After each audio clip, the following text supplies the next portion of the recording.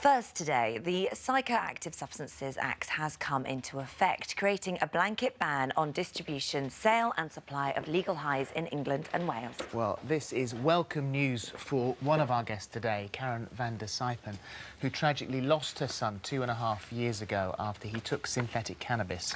We're also joined by drug awareness campaigner Alison Hodgson, who will be talking to us in just a moment. But Karen, let's come to you first of all. Good morning to you and thank you very much for joining us today. Good morning. You lost your son Jimmy when he was just 20 years old. Tell us a little bit about him. What sort of boy was he? Jimmy was a very loving boy. He was loved sports. He really into his fitness. He was just an all-round nice kid. He spent a lot of time with my granddaughter, who's now 8, and she has autism, and he would have spent a lot of time with her, sort of reading and doing puzzles and just being an uncle. Were you aware of any sort of drugs in his life?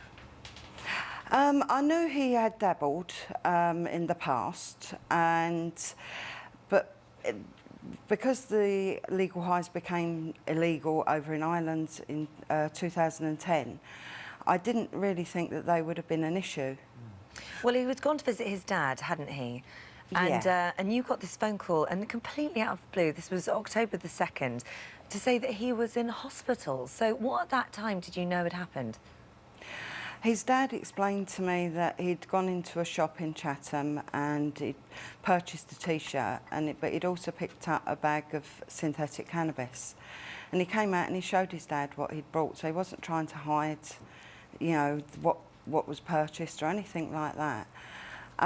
He'd gone home and he smoked it, and it caused him to have a massive heart attack. His dad found him and took him to called an ambulance and was taken to the hospital. And so when you got the phone call, because you were in Ireland, you had to race over as fast as you could to Kent where he was. What did the nurses say to you?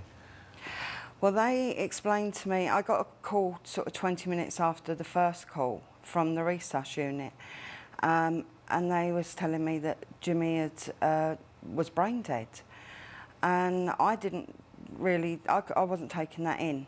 I was thinking my son's brain damaged, how was I going to get him home, how I was going to care for him once he was home, how long would he need to be in hospital before he could come home. And the nurse had to sort of explain to me on the phone that this isn't, that isn't the outcome here. His brain stem has been crushed by a swelling of his brain. You need to come over to switch his life support machine off. And that was the heartbreaking decision that you and the family had to make. And to see your son's life slip away like that must have just been awful. It was.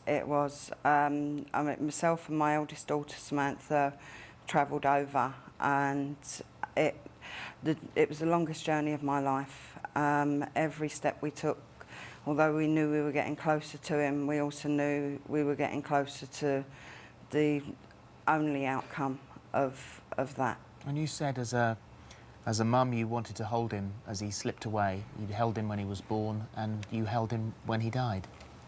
Yes, I did.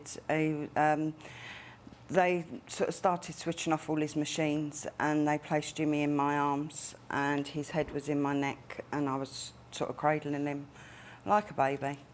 And it's just so tragic, because he would have assumed, with a substance that you can buy in a shop legally, that in some way it was safe. Well, that's it. I mean, you don't expect to go into a shop and buy something that's, potentially going to do you harm or kill you. And so, do you think the ban will help? I do think the ban will help. It's going to make it a lot harder for people to get hold of the products. We know that people are always going to use drugs, but not having them there on the high street is going to make a big difference. I think the other thing that is going to make a difference is like education and sort of putting the message out there so people can make an informed choice.